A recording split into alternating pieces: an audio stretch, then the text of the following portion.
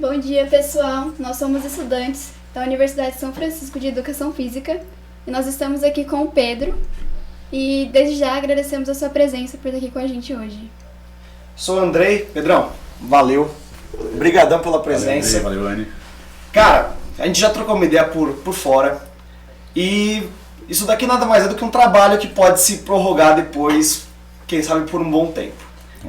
Então, nosso foco aqui é conversar sobre principalmente artes marciais, nosso ramo, não tenho o que falar, e outras atividades esportivas, outros esportes que não estão tão dentro da grade curricular escolar. Uhum.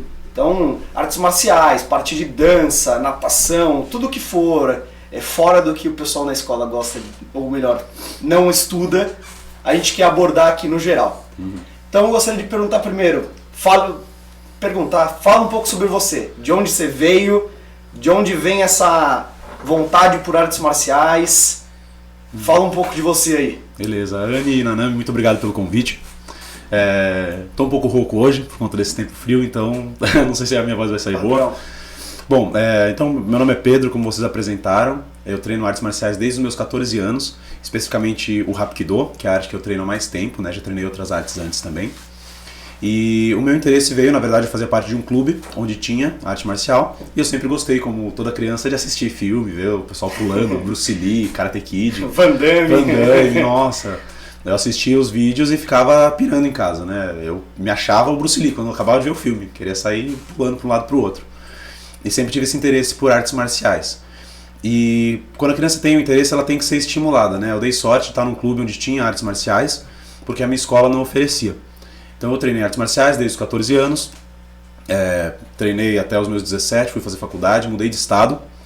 E mudando de estado fui praticar outras artes marciais, daí pratiquei Muay Thai, lutei em octógono, fiz algumas coisas meio diferentes. Voltei depois para Bragança Paulista, que é a cidade onde eu morava. Continuei minha história no Hapkido e mudando para Itatiba, comecei a me interessar também por Krav Maga, né? E aí juntei as duas coisas, decidi abrir um dojo em Itatiba. O dojo é um espaço onde a gente treina artes marciais. E daí a gente acabou agregando Nanami, vários outros professores. E a ideia é que o dojo ele acaba meio que suprindo essa falta mesmo, né? Então crianças que têm interesse em fazer uma atividade física, mas de repente não estão interessadas no futebol ou no pega-pega e querem fazer uma arte marcial, tem o dojo ali como um suporte, né? Seria muito interessante ter nas escolas, mas muitas vezes não tem. Então a gente recebe crianças lá a partir de 3 anos. A criança às vezes se solta na arte marcial que ela não se solta na educação física da escola. Crianças boas, crianças mais ou menos. Crianças de todos os perfis. Literalmente todos os perfis.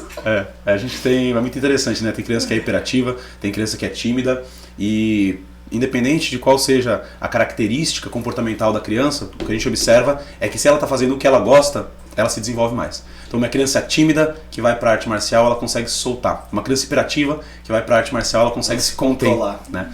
Então é muito bonito, cara. Eu sou realmente apaixonado por artes marciais, pretendo seguir isso pro resto da minha vida. Além disso, né? Falei que fui fazer faculdade, eu não fiz educação física, que nem vocês. Eu fiz biologia, né? Trabalho na área de biologia também. E abri o meu dojo de artes marciais como meu segundo emprego, vamos dizer assim, né? Hoje eu concilio tanto as atividades de biologia como as atividades de Agora, vamos ser sinceros, você não abriu o dojo como segundo emprego. É. Você abriu para poder ter um lugar para treinar a hora que você quisesse. Também, é exatamente isso. Porque eu mudando para Itatiba, né, eu não tinha, na verdade, aquilo que eu buscava nas artes marciais que eu tinha em outras cidades. Então eu falei, bom, já que eu já estou graduado a ponto de poder dar aula, nada mais justo do que eu abrir, né, um dojo. E dentro do dojo eu observei que vários professores têm às vezes o interesse em viver da arte marcial e não conseguem, né? Ou porque não tem um lugar bem estruturado para dar aula, ou porque não tem mesmo acesso para dar aula em escolas, né? E acaba que nas escolas as artes marciais acabam sendo uma coisa paralela, um projeto pequeno. Então eu já fui chamado mais de uma vez para ir dar aula em uma escola. Daí você vai, dá uma aula, todo mundo bate palma e acabou, né? A criança não vai se desenvolver fazendo uma aula só no ano.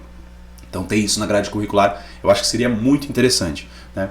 E claro, como eu falei que eu fiz biologia, eu trabalhei durante muito tempo em escola, em sala de aula, dando aula de biologia para todas as séries, desde os pequenininhos até os mais velhos. E o que eu fazia era justamente trazer os conceitos da arte marcial para dentro, né? Vocês assistiram um filme que chama Um Tira no Jardim de Infância? Putz, cara, eu acho que eu já assisti, Olha, mas eu não... mostrando que eu sou cringe, que eu sou velho. Eu acho que eu já vi assisti, mas esse não filme, lembro. né? O Schwarzenegger. Já!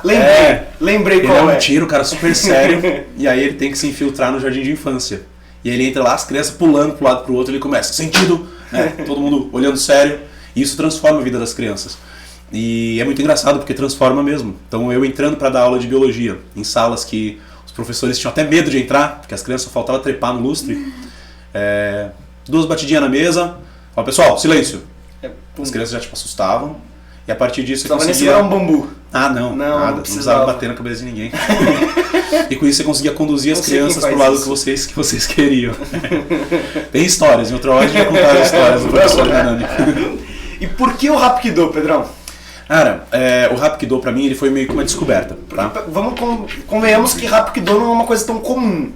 Não é igual um karatê, um judô, um muay thai, um boxe, que em qualquer lugar você consegue achar algum lugar para treinar. Sim. Fora que não é uma arte divulgada a ponto de você, desde pequeno, saber, é o Hapkido. Exatamente. As outras artes, você quer Kung Fu, você assiste filme do Bruce Lee, de Wing Chun, enfim, diversas coisas, Muay Thai, kickboxer, tudo.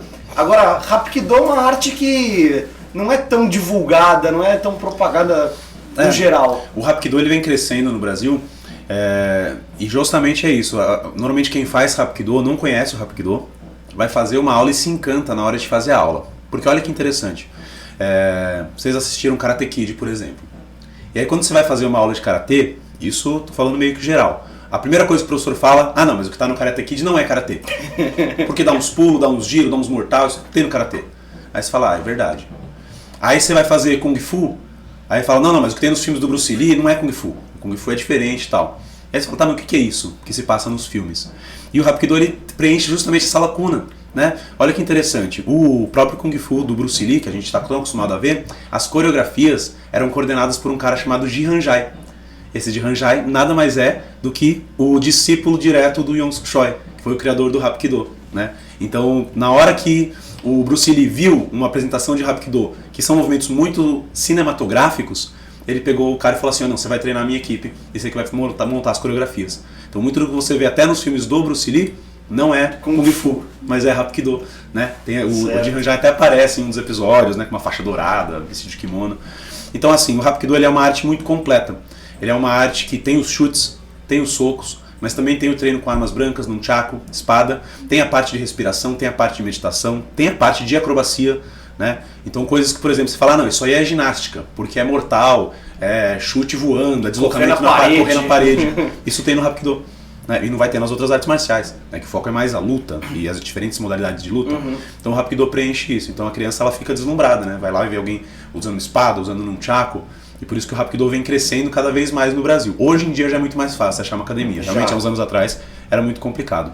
Antes do Carvalho Dojo já tinha uma Quintatiba. Já tem uma Quintatiba mais antiga, do Mestre Hélio. E eu dei sorte, na verdade, né? Eu tava em Bragança, na época eu treinava futebol no clube. E aí falaram assim, vai começar uma arte marcial nova, Hapkido. Eu já tinha feito judô antes lá no clube, na DPM, em Bragança. E aí falaram, vai começar Hapkido. E eu fui, meu primo e meu irmão, assim, meio que sem saber, vamos ver o que é, né? E a gente viu uma aula, 2 aulas, 3 aulas, e a gente falou, não, é aqui que a gente vai ficar. E eu peguei um gosto pela arte que eu sigo até hoje. E hoje dá aula... E hoje dou aula, tá aqui em Itatiba, mais as aulas de Krav Maga também, do Mestre Wesley. E, enfim, vamos tocando, ajudando a difundir. E aí você começou o Hapkido nesse clube que você falou em Bragança. Isso. Quando eu tinha 14 anos, eu treinava com a Mestre Silvia, né? Era uma outra federação. Depois a gente acabou fazendo uma troca de federação. Hoje quem dá as aulas pra mim lá é o Mestre Beto, em Bragança. E a partir daquele núcleo, a gente começou a se expandir, né? Hoje a gente está ligado a uma federação internacional, que é a Federação do Mestre Sereno. Tem participantes coreanos, inclusive, de outros países. Então a gente está criando, na verdade, um fundamento que o Hapkido ainda não tem e que outras artes já têm. O Karatê, por exemplo, tem federações brasileiras e federações internacionais muito fortes, né? Taekwondo, que é inclusive olímpico, tem também todo um arcabouço internacional muito grande. O Hapkido ainda não tem, falta um pouco de união. E é engraçado que Hapkido significa justamente o caminho da energia através da união, né? Hap significa união em coreano. Então falta um pouco de união entre as academias. Falta literalmente o nome da arte no geral. Exatamente. E no Krav Maga, cara? Krav Maga Caveira. De onde surgiu essa vontade de fazer? E Por que você foi procurar, fazer o curso de instrutor? De onde vem toda essa vontade? Cara, o Krav Maga, eu acho que eu entrei em contato com ele como quase todo mundo entra, o Krav Maga Caveira especificamente, que é através dos vídeos do YouTube, né? Eu já conhecia o Krav Maga, sabia que ele era uma arte interessante, mas nunca tinha dado tanta atenção, né, que o Krav Maga merece. E aí comecei a ver os vídeos do Mestre Wesley, justamente porque o Hapkido tem uma parte muito forte de defesa pessoal, né? E aí nas próprias, quando a gente estava treinando defesa contra faca, defesa contra arma de fogo, contra chute, a gente procurando na internet, acabou vendo esses vídeos do Mestre Wesley e começou a se empolgar. Falou, nossa, olha só, ele mostra uma coisa um pouco mais realística, né? Um pouco sem firula. Do que a gente já faz, do que a gente está acostumado. Então por que não substituir esse golpe por esse outro que faz mais sentido? Aquilo começou a entrar na nossa cabeça. Eu comecei a acompanhar isso, vem desde 2020 mais ou menos, eu vim acompanhando, um pouco antes até. E aí houve um momento que ele abriu o curso para instrutores, né? E aí se você já fosse graduado em alguma arte marcial, você poderia fazer o curso. E aí fiz o curso, fui lá pro Presidente Prudente, conheci todo o pessoal do Krav Maga Caveira, e eles abraçam como uma família. Apanhei um pouquinho, esse mas cara, faz parte, foi fazer um curso, foi quando ano passado que você foi fazer? Ano passado, Ele voltou com mordida no braço, voltou com cabeça cortada. Dedo. Nossa senhora. Faz parte, né? Porque uma das regras do Krav Maga Caveira é que a gente tenta sempre simular o mais próximo da realidade, né?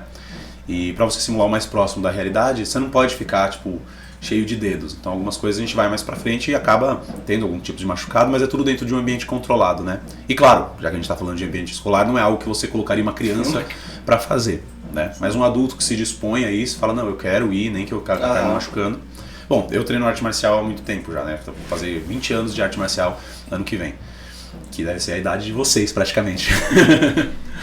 Então, esse tipo de coisa você não precisa falar, não tem necessidade, Pedrão. Então eu já me machuquei bastante, assim, né? E é interessante isso, porque eu já me machuquei, não tive lesões muito sérias, algumas um pouco sérias, mas a maioria não foi séria, justamente porque é um ambiente controlado, né? Você toma um soco no rosto para aprender como não tomar mais um soco no rosto e como se defender de um soco no rosto, né? Então você cria essa mentalidade que a gente fala que é a mentalidade do lutador, que no Krav Maga a gente chama de mentalidade caveira.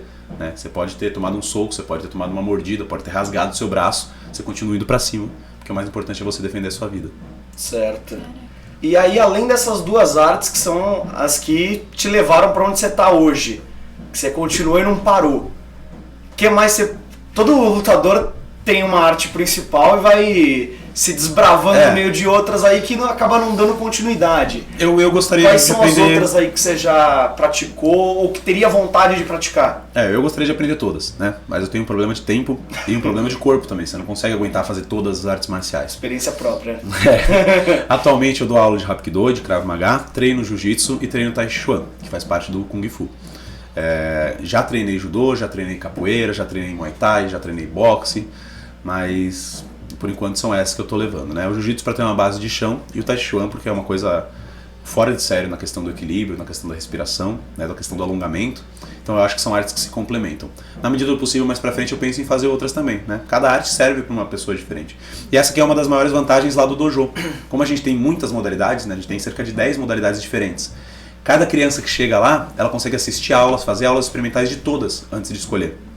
Então às vezes a criança vai, faz uma aula de Jiu-Jitsu. Mas não é bem isso que eu queria. Aí vai, faz uma aula de judô e fala, não, é isso. Né? E é sempre uma surpresa, porque quando a gente abriu o dojo com vários professores... Se for no Carvalho Dojo, vai pro judô, tá? Não vai pras outras, não. Eu ainda não puxando o braço pra sair dele. Eu pensei assim, eu falei, nossa, provavelmente vai ter alguns professores que vão se destacar e com isso eles vão concentrar os alunos em uma ou duas modalidades, né? E não é isso que acontece. Às vezes eu levo o aluno para 4 modalidades, ele escolhe o judô.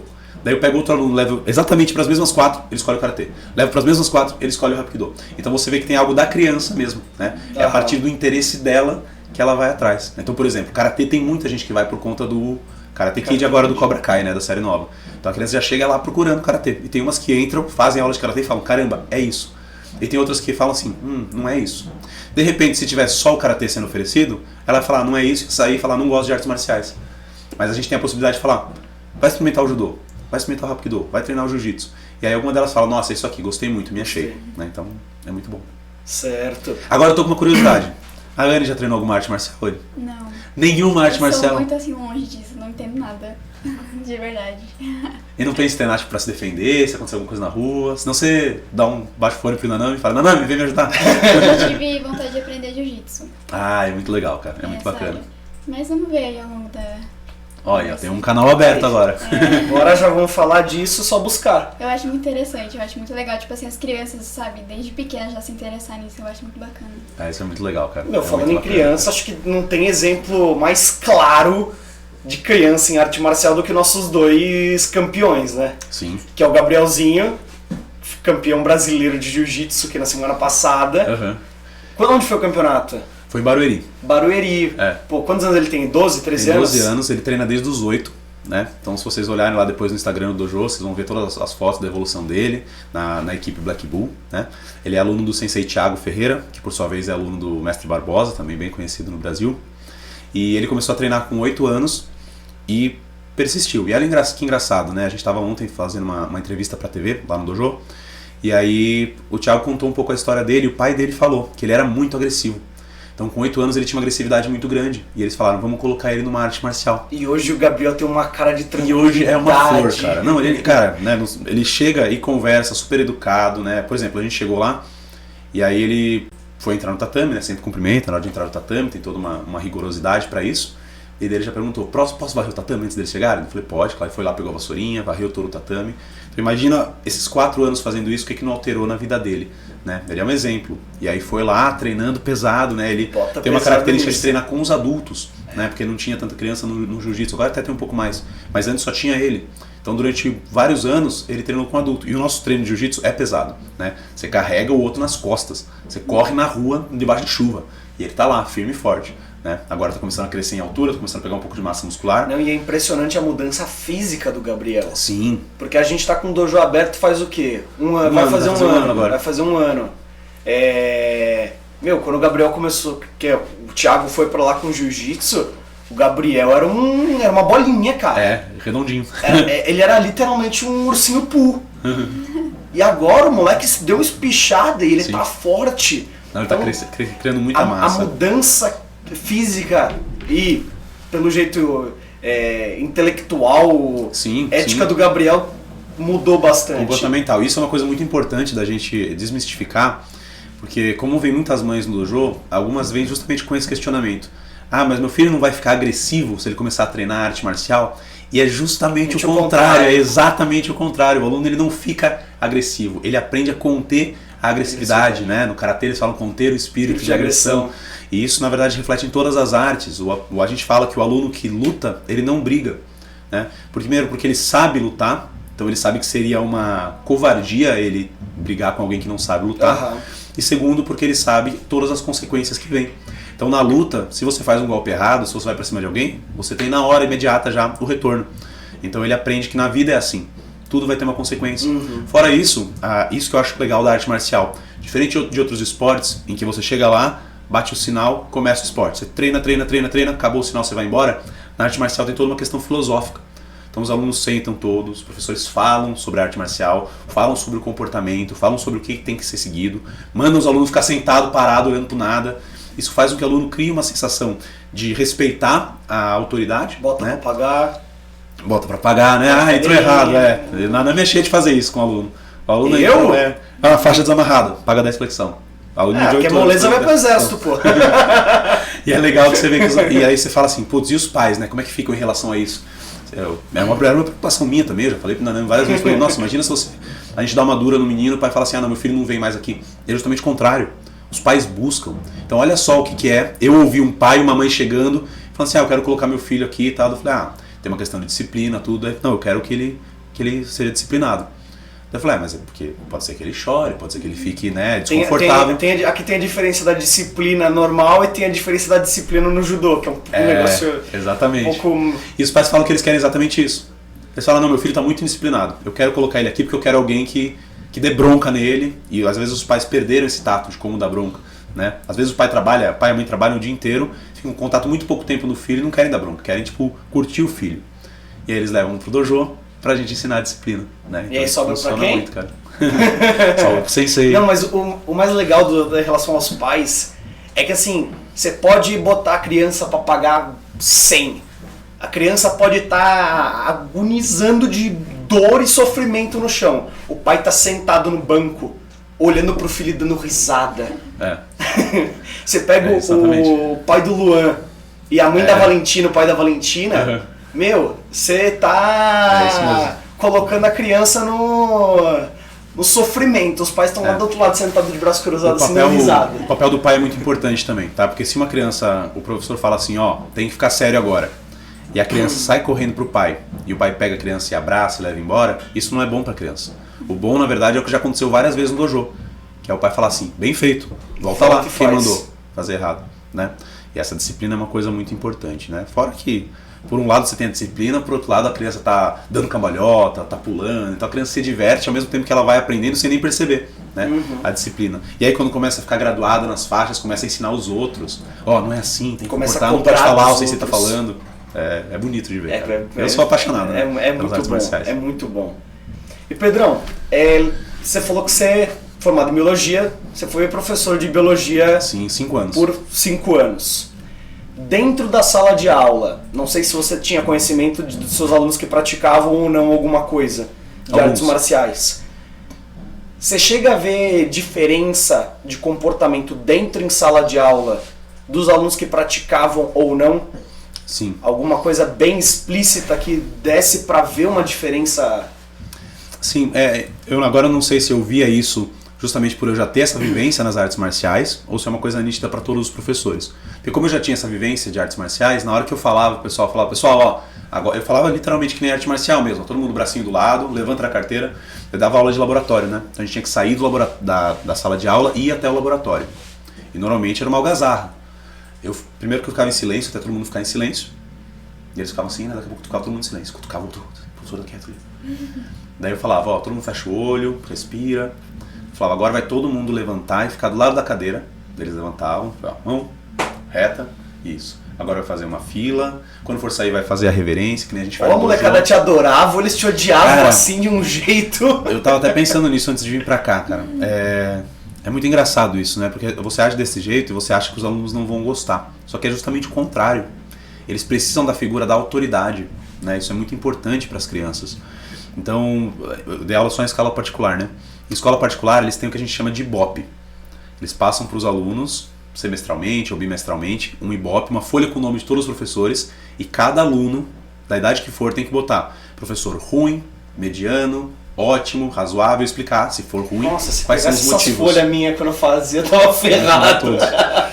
E aí, depois você era chamado na coordenação para falar sobre o seu Ibope. E aí uma vez eu fui chamado na coordenação, quando eu cheguei lá, eu já falei, nossa, já era, né? Vamos me demitir.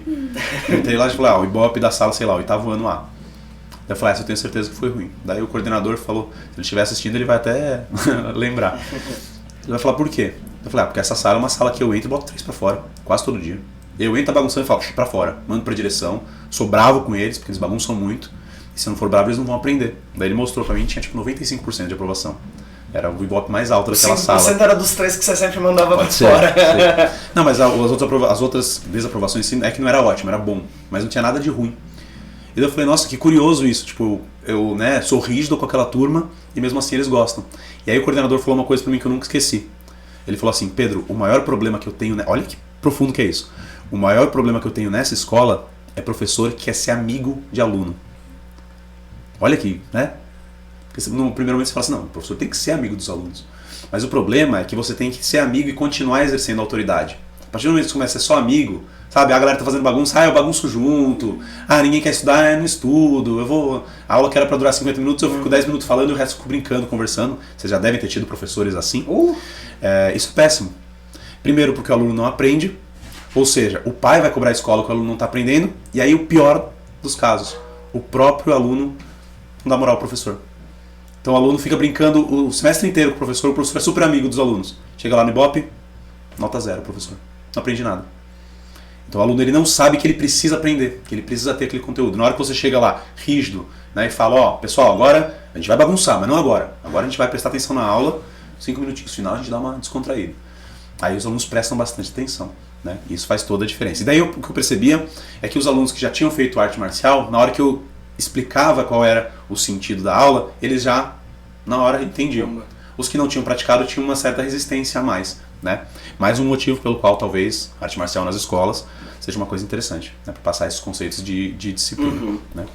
E dentro desses alunos que você teve aí que praticavam artes marciais, Qual que era assim a que você via que era mais comum?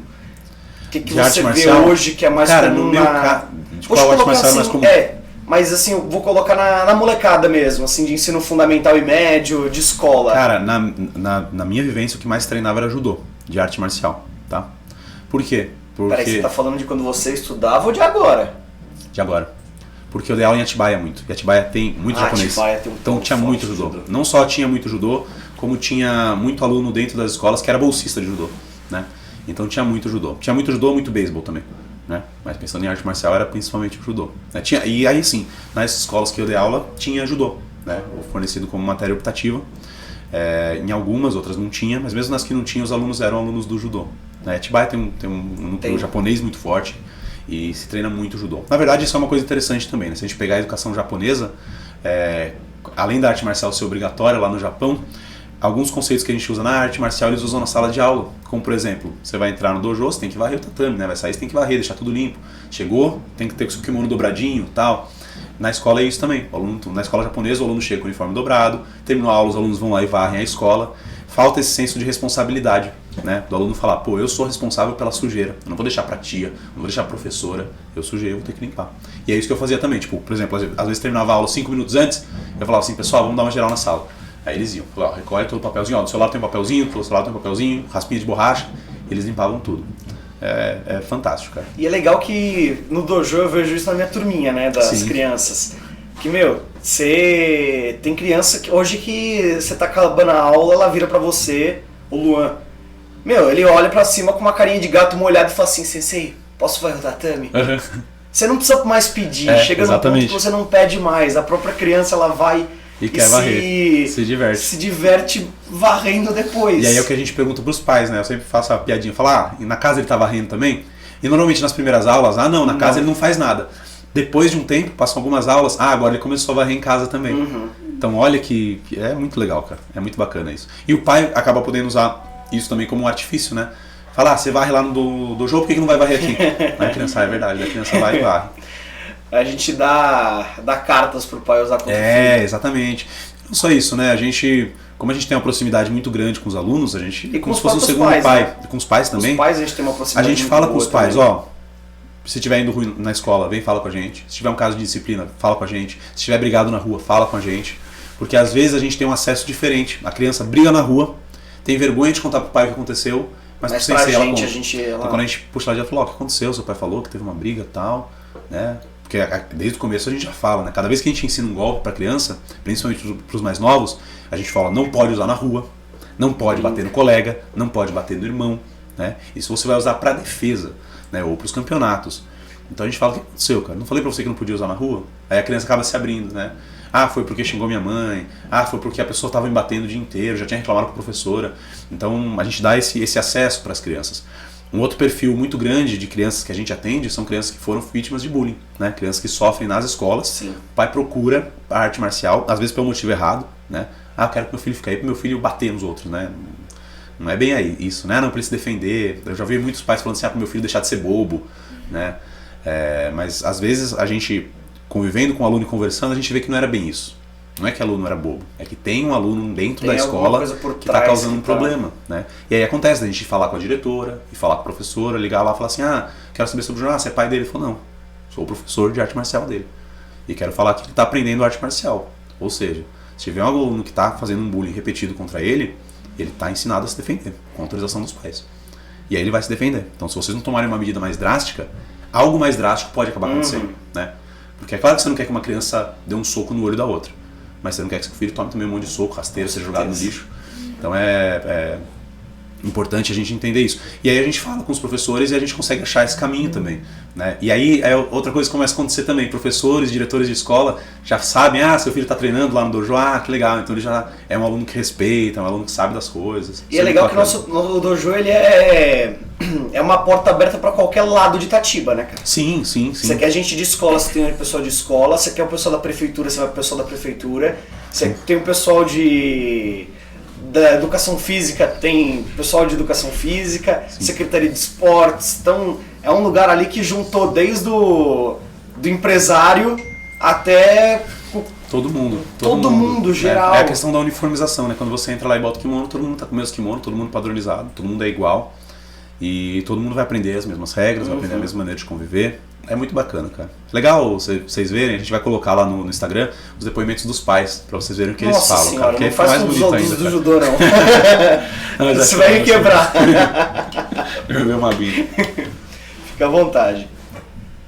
E aí, Pedrão, saindo um pouco da arte marcial em si, indo pra tua experiência escolar como professor, a matéria de educação física, você falou que dava aula em escola particular. Sim. A matéria de educação física, esse tempo que o aluno tinha com o professor de educação física lá, que normalmente é vamos descer pra quadra e vai jogar bola, vai, sei lá, fazer o que quiser, dependendo de onde você está estudando. Sim. Qual a importância que você vê nesse tempo, vamos dizer assim, descontraído pro aluno em comparação com as outras aulas? Então, esse tempo que ele tem livre, o que influencia... Livre não, né? Esse tempo que ele tem de prática esportiva, Sim. o que isso influencia no desenvolvimento acadêmico dele dentro da escola? Aí eu vou dar um pouco da minha opinião e da minha vivência, né? Eu tive sorte de dar aula em escolas onde a educação física era levada muito a sério. Eu estudei em algumas escolas onde não era tão levada a sério, né? Onde você chegava realmente, era bola, e aí você não podia escolher se queria jogar vôlei, futebol ou basquete. Era isso, né? Em algumas teve coisas, tipo, por exemplo, teve uma escola que eu estudei que teve aula de taekwondo, mas foi assim, vamos abrir a aula de taekwondo no período da tarde.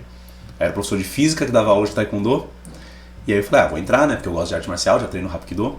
Entrei, durou tipo 2 meses e acabou. Então são coisas pontuais, né, eles não levam... Assim como teve balé também, nessa mesma escola. Mas nas escolas que eu estudei, os professores, eles levavam muito a sério. E a educação física, se ela for levada a séria, ela é fundamental, né. Você falou, né, desse tempo de descontração. E por que a gente pensa que é um tempo de descontração? Porque o aluno vai feliz. Ele vai feliz porque ele vai sair da sala de aula. Ele não vai ter que ficar sentado. Isso é uma coisa muito importante, né? A escola, ela não evoluiu nos últimos anos como deveria.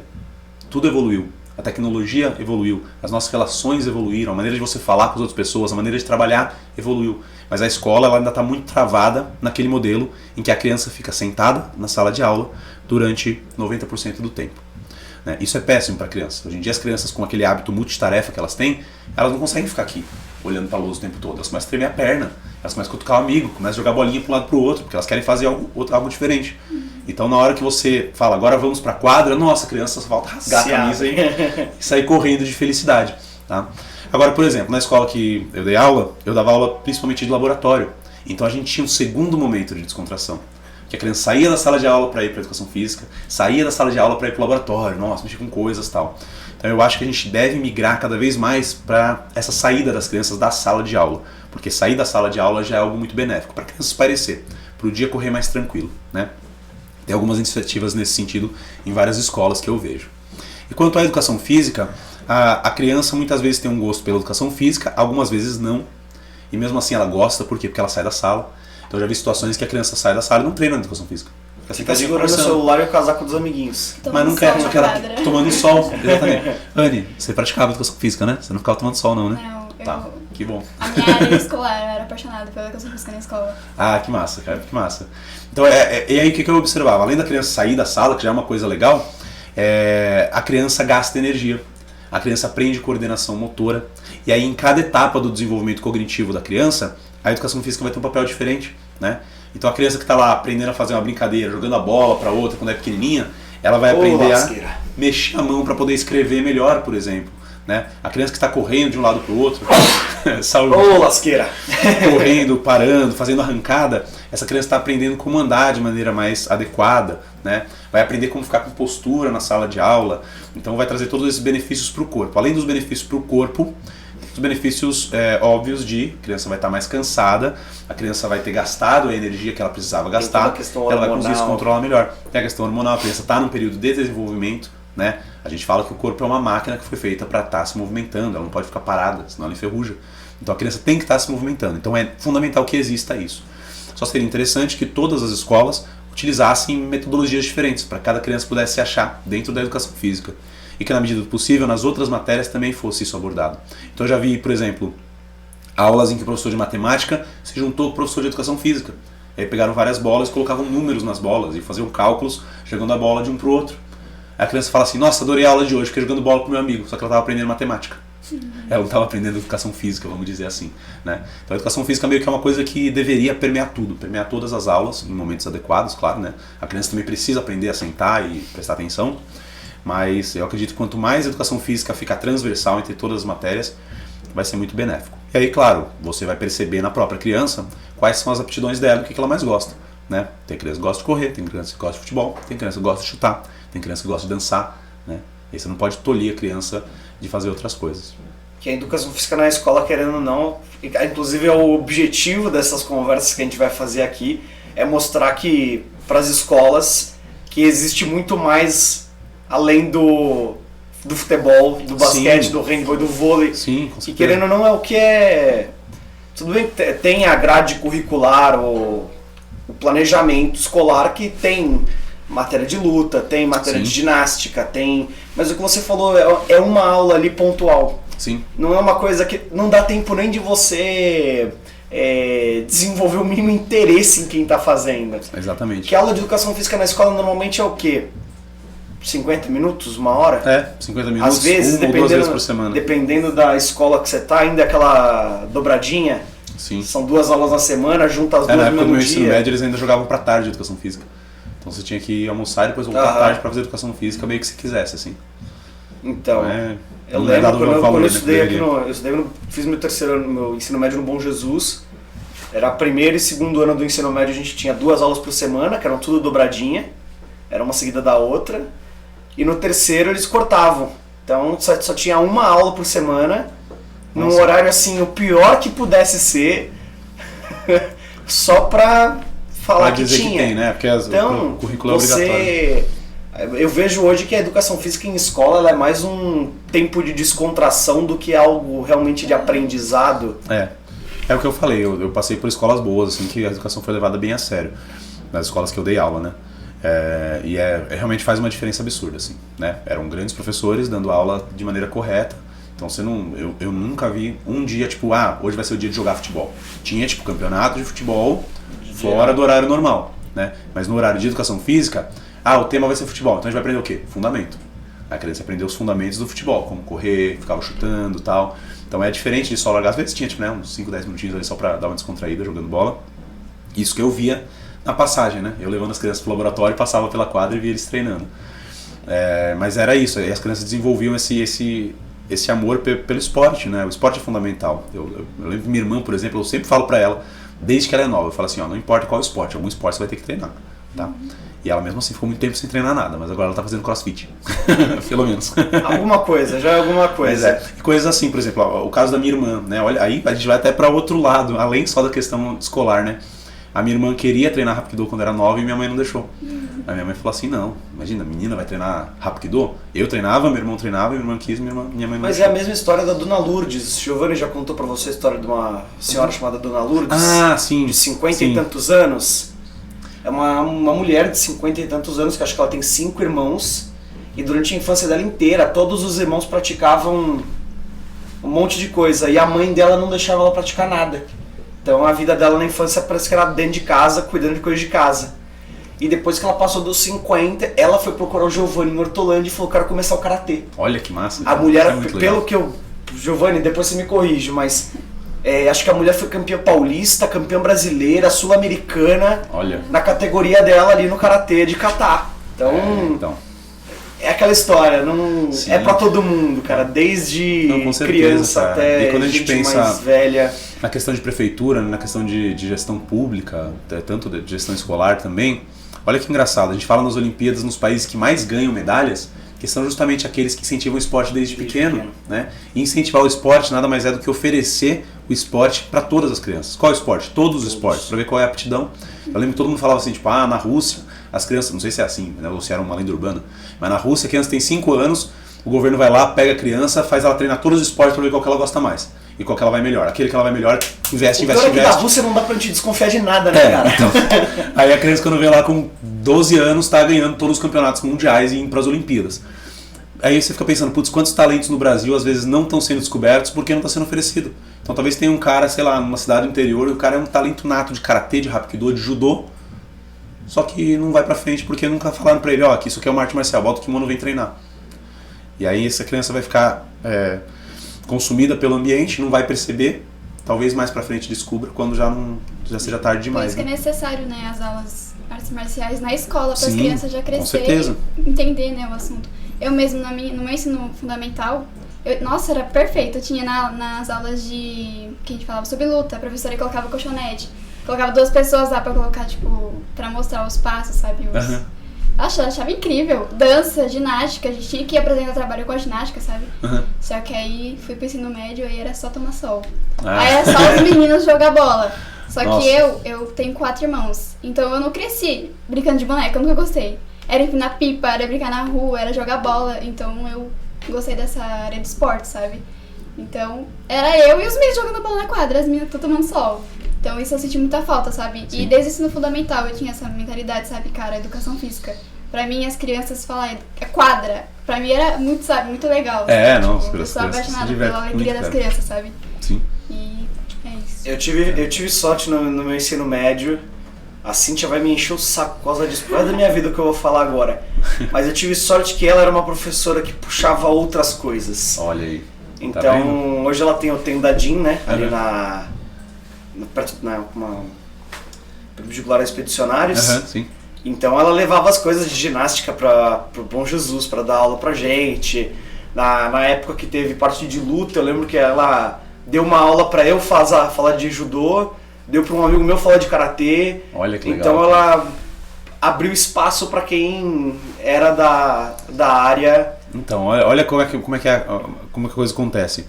O mestre Giovanni, né, que é mestre de karatê lá no dojo, ele é professor de educação física também. Uhum.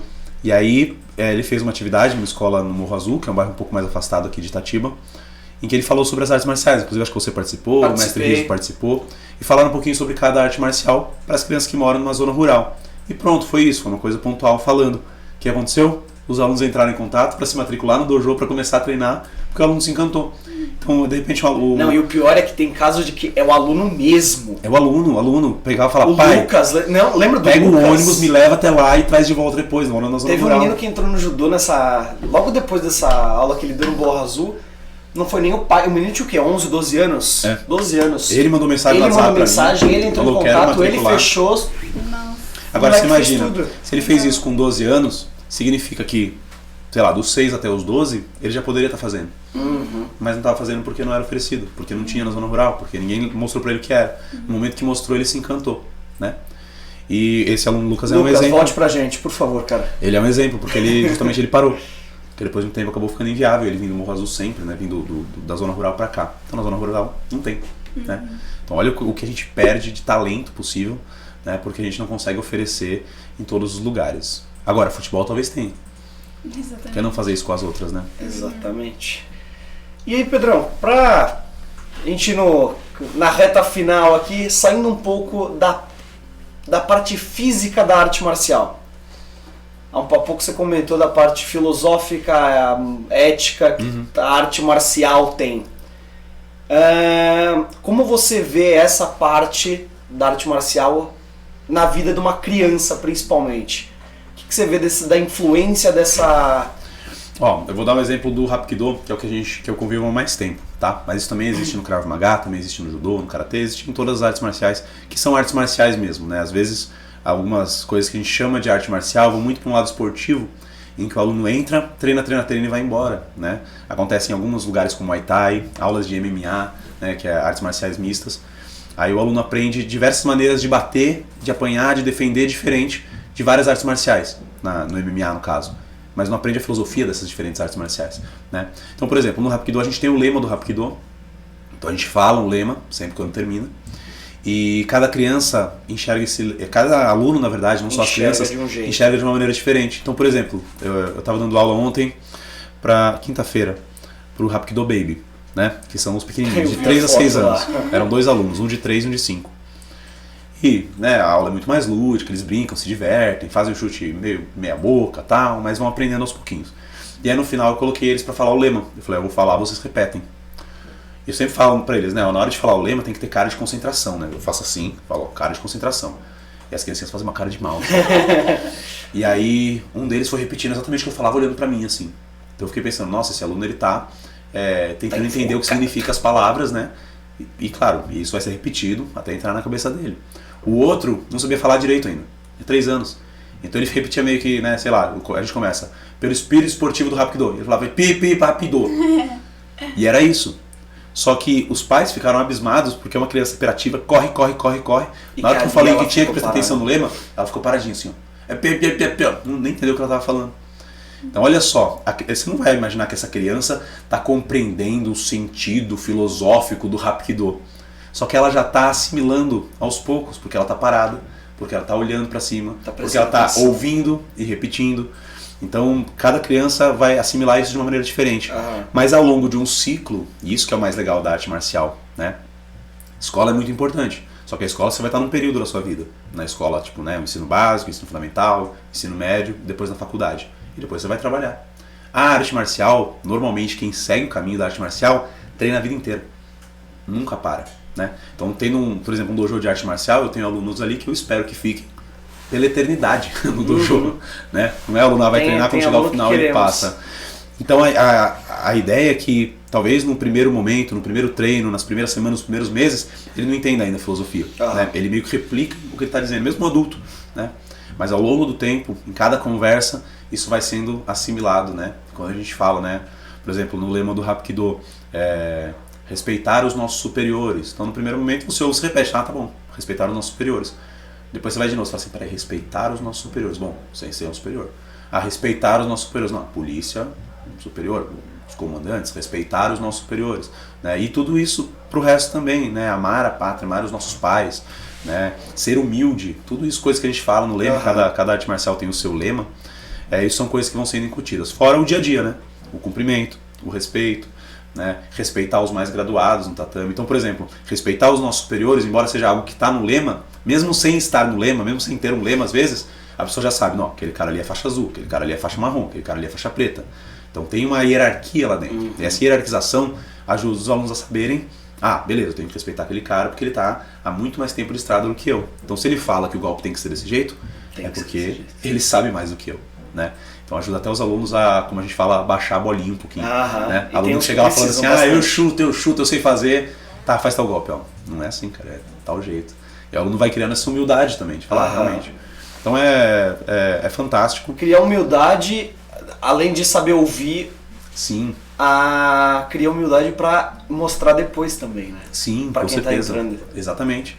Então você vê um cara super fortão entrando no tatame, aí ele chega lá pro velhinho, faixa preta, e abaixa a cabeça na frente do velhinho, né?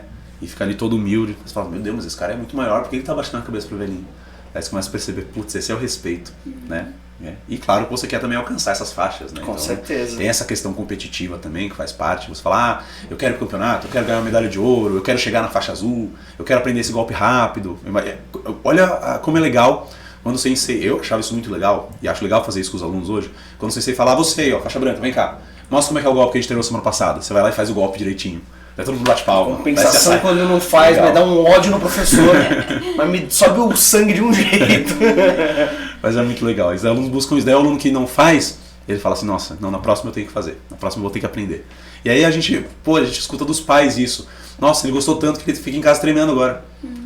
Então quer dizer, o aluno poderia estar... Olha a competição desleal que a gente tem. O aluno poderia estar jogando videogame, poderia estar mexendo no celular, poderia estar conversando com um amigo, poderia estar brincando de bola na rua. Não, ele está na sala fazendo em casa treinando os golpes. É muito bacana, é muito bonito. Pedrão, eu queria te fazer 3 perguntas rápidas. Tá. Bate pronto. Uma a gente estava conversando na faculdade esses tempos atrás. Em poucas palavras, como você diferencia arte marcial de luta? A luta é uma parte da arte marcial, né? A arte marcial, na verdade, por que a gente fala de arte? Porque quando você pinta alguma coisa, quando você faz um filme, né? Quando você cria uma arte, faz uma escultura, você observa vários aspectos diferentes daquilo para trabalhar. A arte marcial, ela recebe esse nome de marcial por conta de Marte, né? Que é o deus da guerra. Então são artes pensando na guerra, na defesa dos povos. Só que ela é uma arte porque você não treina só uma coisa. Você não treina só a luta, né? Então é diferente você estar, por exemplo, na polícia, né? E aí você fala assim, agora a gente vai ter um treino de luta. Então o cara vai vir bater, você vai aprender como bater, como se defender. Isso é luta, né? Na arte marcial você vai lapidar todos os aspectos de você como ser humano, né? Seus aspectos de respeito, de humildade, de concentração, de meditação. Você não só aprende a lutar, como você aprende a se entender ao mesmo tempo. Muito bom. Eu falei isso pra vocês aquele dia que a gente tava desenvolvendo o projeto, né? Segundo, Pedrão, as artes marciais, para você lecionar, dar aula de artes marciais, não necessariamente você precisa ser formado em educação física. Embora você não precise ter o conhecimento de um profissional da área de educação física, o que você acha que seria, ou que é essencial como um professor de artes marciais saiba, além, claro, da arte que ele pratica? Eu acho que a parte mais complicada das artes marciais é que, assim, existem muitos professores e muitas artes marciais, muitas federações, né? São só de Hapkido, eu falei que a gente faz parte de uma federação que é internacional. Mas se você for para uma cidade do lado, vai ter um outro Hapkido que é de outra federação. E se for para outra cidade, vai ter outro Hapkido de outra federação. O que significa? Tem muito professor, né? Um professor ruim, ele forma alunos ruins, tá? E eu não estou querendo, claro que não vou apontar o dedo para ninguém, mas assim, existem escolas, professores que não passam tudo que deve ser passado para a pessoa chegar na faixa preta. E a pessoa chega na faixa preta sem saber conteúdos que ela deveria saber. Então, quando a legislação fala pra gente que um professor de arte marcial não precisa ter feito educação física, é porque a legislação, né, o legislador, ele subentende que o professor aprendeu conceitos de como trabalhar com pessoas de faixas etárias diferentes, como trabalhar questões de lesões que podem acontecer na arte marcial, que são inerentes a essa prática, como entender o funcionamento do músculo, o funcionamento do corpo. Então, a ideia é que num curso de educação física, vocês têm quanto tempo? 4 anos? Para a faixa preta você precisa de 8 anos. Então você fala, em média, né? Então você fala assim, nossa, em 8 anos dá para você aprender muito mais. Mas será que todos esses conceitos foram passados? E aí o problema é que às vezes um professor que não aprendeu isso, cria uma legião de alunos que se tornam faixa preta que também não aprenderam. E aí vai se perpetuando uma coisa que é ruim.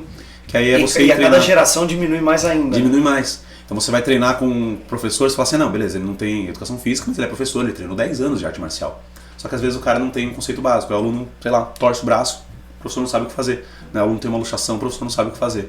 Então o que eu acredito que deveria acontecer, e agora alguns professores de arte marcial vão de repente puxar a minha orelha, porque eu estou dando trabalho, né? Mas assim, não bastaria você ser, simplesmente ter a faixa preta. Eu acho que você deveria ser credenciado em algum órgão que fale sobre as artes marciais, ou no mínimo apresentar algumas coisas mínimas, como por exemplo, curso de primeiros socorros, né? Um curso básico de anatomia, alguma coisa que demonstre que ao longo da sua trajetória nas artes marciais você aprendeu o que é necessário. Porque beleza, você não precisa ter a faculdade de educação física, mas se acontecer algo que demande um entendimento da questão de educação física, da questão de corpo humano, você vai ter esse conhecimento? Você fala assim, não, fui formado por bons professores? Beleza, ótimo. Só que, e eu falo por experiência própria, eu sei que tem muitas faixas pretas que não sabem como lidar, né? E que já aconteceu situações da gente, por exemplo, de faixa preta, vem conversar com a gente, eu queria fazer arte marcial, tal, não sei o quê, só eu quero voltar pra branca. Aí você fala assim, como assim, cara? Você tem toda uma história, né? Você treina, 8, 9 anos, você vai voltar à faixa branca? Eu falo, não, quero voltar à faixa branca. Por quê? Porque eu não me sinto preparado pra ser uma faixa preta.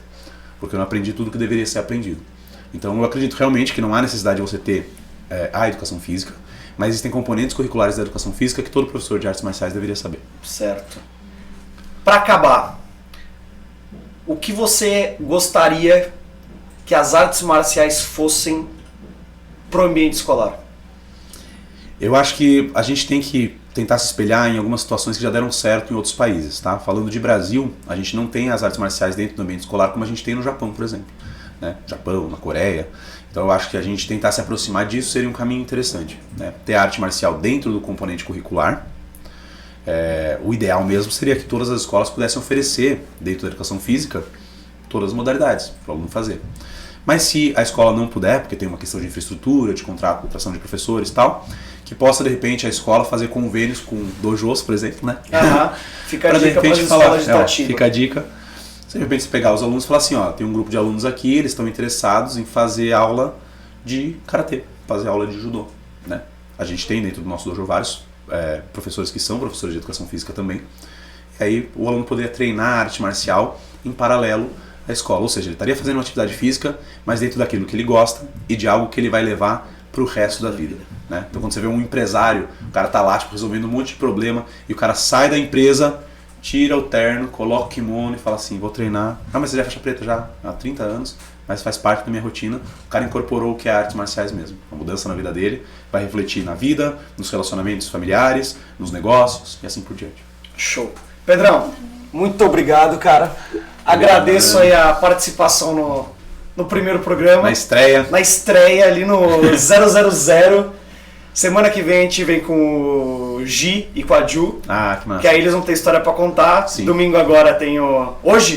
Tá, começou hoje. Campeonato e amanhã Paulista, Campeonato né? Paulista. Inclusive a gente falou do Gabrielzinho aquela hora. Tem o Joãozinho também, que acabou de ser vice-campeão paulista com 7 anos de idade. Legal pra caramba. Acabou de entrar na seleção paulista de karatê. Então, olha, cara, eu fico, é nessa hora que dá pra encher o peito de orgulho, né? Falar, nossa, abriu o dojo, um aluno que não treinava nada começou a treinar, a mãe dele já E tinha virou treinado, um monstro. E agora ele tá aí ganhando campeonato no atrás do Brasil, cara. outro. Isso é muito legal, cara. Isso é muito bacana. Um atrás cara. do outro. Então, você ter possibilitado esse caminho é muito bonito. Muito gratificante. Então, semana que vem, a gente entra aí com o Giovanni Andreotti, Giuliane Andreotti, falando de karatê. E aí, a próxima a gente passa na semana que vem. Pedrão, obrigado, meu de amigo. novo, valeu. Obrigadão. Valeu. Obrigado, Muito Lene. obrigada. E quem quiser conhecer o dojo, fica à vontade de aparecer lá. A gente tá perto ali do Rosita, aqui em Fiquei Itatiba. curiosa agora. O espaço é muito legal. Vão lá conhecer O que vocês vão se espaço arrepender. se alguém quiser conhecer o Carvalho Dojo, Rua Máximo Panzarim, número 118. Do lado da pastelaria da Rosana. Aí não tem erro. Valeu, Pedrão. Valeu, obrigado pessoal. aí. Muito obrigada.